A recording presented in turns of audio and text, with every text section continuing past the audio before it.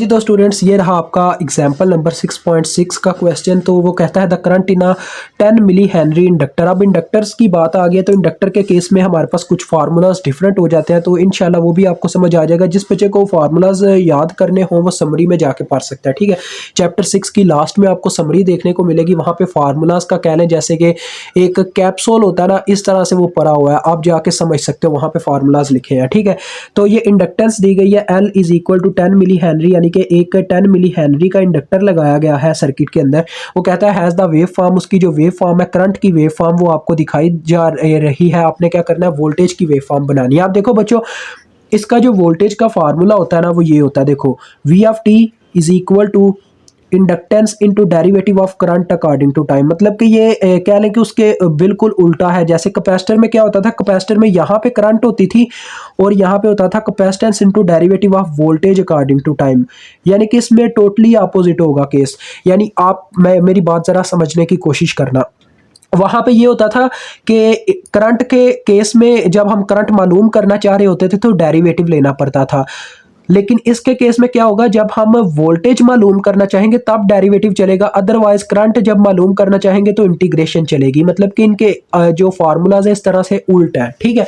तो असल में जो फार्मूला इस्तेमाल होना वोल्टेज को मालूम करने का वो ये है। तो इसका मतलब मुझे फार्मूले के अंदर करंट के अंदर जो चेंज आ रहा है वो मालूम करना है, यानी कि मुझे डेरिवेटिव्स चाहिए। तो मैं डेरिवेटिव निकालने लगा हूँ, D over D T into current, ठीक है जी। ये मालूम होने लगा क्योंकि करंट की वेव फॉर्म ऑलरेडी मौजूद है, तो इससे मैं मालूम कर लूंगा। शायद दो ही वैल्यूज आनी है तो दो ही ले लेता हूँ यहाँ पे ब्रैकेट के अंदर। देखो बच्चों, ये स्लोप के फार्मूले लगने हैं। देखें यहाँ पे हमारे पास शुरू में x1 की वैल्यू भी जीरो है, y1 की वैल्यू भी जीरो है, ठीक है। ये लास्ट वाला पॉइंट है, यानी फाइनल पॉइंट हमारे चेंज का, फर्स्ट चेंज जो आया हमारे सर्किट में वो है। देखो यहाँ पे हमारे पास x2 की वैल्यू 20 है, ठीक है जी। x की वैल्यू 20 है, 2 है, सॉरी x तो ये है ना, x एक्सिस टाइम है, तो उसकी वैल्यू 2 है और जो y की वैल्यू है वो 20 है। लिहाजा ये हमारा x2 हो गया, ये हमारा y2 हो गया, ठीक है। अगर आप मालूम करना चाहो यहाँ पे चेंज कितना आया तो वो स्लोप के फार्मूले से मालूम होता है। m इज इक्वल टू, वो फार्मूला होता है y2 माइनस y1 और x2 माइनस x1। ये मैं पहले भी करवा चुका हूँ चैप्टर 1 के अंदर।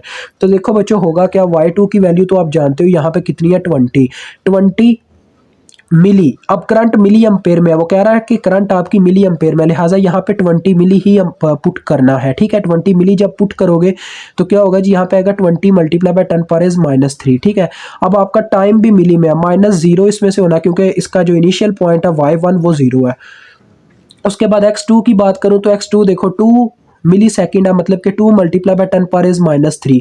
उसके बाद जो इसका फाइनल सॉरी इनिशियल पॉइंट था, यानी कि x1 की जो वैल्यू आती है फार्मूले के अकॉर्डिंग वो 0 है, -0 हो जाएगा। तो ये 0 0 तो खत्म हो जाएगा बच्चों बाद में नेक्स्ट स्टेप में। और ये देखो 10 पावर माइनस 3, 10 पावर माइनस 3 से गया, 2 1 2 से गया और ये 10 आ गया, यानी आपके पास यहाँ पे आ जाएगा 10, ठीक हो गया। यानी कि चेंज इन करंट 10 एम्पेयर आया आपके पास, ये चीज़ है। अब आप देखो यहाँ पे आपने टाइम को मेंशन भी करना है, कितना टाइम में हमारा टाइम कहाँ से लेके कहाँ तक था। हमारा टाइम था 0 से लेके 2 मिली सेकेंड के सेंटर में, ठीक है जी। अब बात आती है बच्चों इसके बाद जो चेंज आया, अब ये हमारा x1 y1 है क्योंकि अब ये हमारा इनिशियल पॉइंट बन गया दूसरे चेंज के अंदर, और ये हमारा फाइनल पॉइंट है।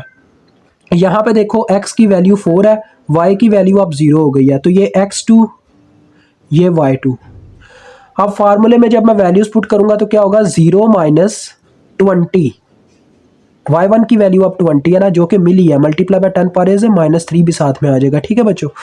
और इसी तरह से अब बात करूं टाइम की, तो टाइम क्या हुआ जी, x2 की वैल्यू 4 है, 4 मिली, मतलब कि 4 multiply by 10 power minus 3 minus 2 value थी x1 की, तो यानी कि 2 मिली, मतलब कि 10 पावर माइनस 3। अब ये ना कहना सारी ये मिली कहाँ से आ रहा है यार, आपको पता होना चाहिए टाइम मिली सेकंड में दिया गया, यानी कि इनके साथ है मिली मिली मिली, 0 मिली सेकंड 4, 2 मिली सेकंड 4 मिली सेकंड, ऐसे ही 20 मिली एम्पेयर 0 मिली एम्पेयर, ये इस तरह से है, ठीक है।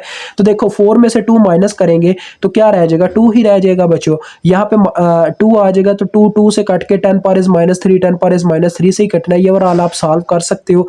ये आपके पास पता क्या आ जाना, देखो यार चलो आपके लिए कर देता हूँ।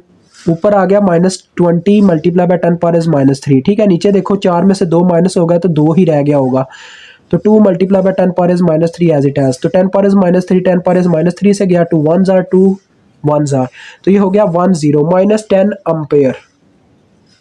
ये आपके पास आ गया 2 मिली सेकेंड से लेके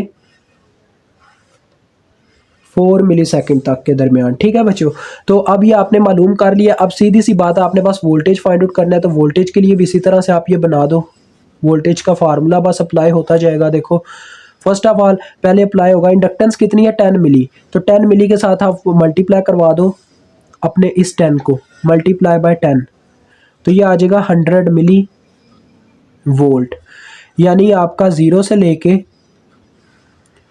2 तक के दरमियान जो वोल्टेज थे वो 100 मिली वोल्ट थे। इसी तरह से बाद में क्या हुआ जी, ये -10 वैल्यू थी, -10 के साथ हमने क्या किया जी, मल्टीप्लाई करवा दिया इंडक्टेंस को जो कि 10 मिली है, तो ये भी आ गया -100 मिली वोल्ट। 0 से लेके 2 मिली सेकेंड से लेके 2 मिली सेकेंड से लेके 4 मिली सेकेंड के दरमियान।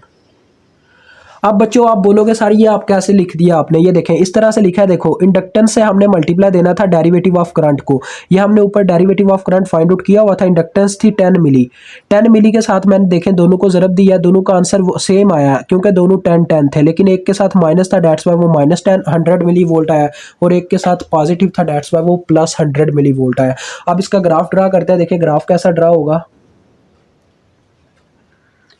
ये सेंट्रल लाइन आ गई, ठीक है जी, एक्स एक्सिस की, जो कि टाइम की लाइन है मिली सेकेंड, और वोल्टेज भी बच्चों आप देख सकते हो मिली में ही है, डेट्स में हम पता क्या करते हैं यहाँ पे लिख लेते हैं voltage V of t in millivolt. जब यहाँ पे मेंशन कर दोगे फिर आपको यहाँ पे सब के साथ मिली मिली लगाने की ज़रूरत नहीं पड़ेगी। अब यहाँ पे डायरेक्ट ही आप ऊपर एक 100 ले लो, ठीक है, और नीचे एक -100 ले लो, काम ही ख़त्म करो यार। ठीक है, अब यहाँ पे हमारा 2 है, यहाँ पे हमारा 4 है। यहाँ पे हमें देखने को मिला कि जब तक हमारा टाइम 0 तक था तब तक हमारी वेव जो थी ऐसे कांस्टेंट 100 वोल्ट हमें मिल रहे थे, ठीक है, हमारे इंडक्टर को। लेकिन जो ही 2 से 4 का टाइम आया तो हमारे वोल्टेज एकदम से ड्रॉप हुए और -100 पे गए इस तरह से, और ये ग्राफ इस तरह से बना, और एकदम से फिर 4 के बाद आपको देखने को मिलेगा ये फिर से ऐसे 0 पे आ जाएंगे। ठीक है, तो ये आपका ग्राफ बनेगा। मुझे उम्मीद है आपको समझ आ गई होगी।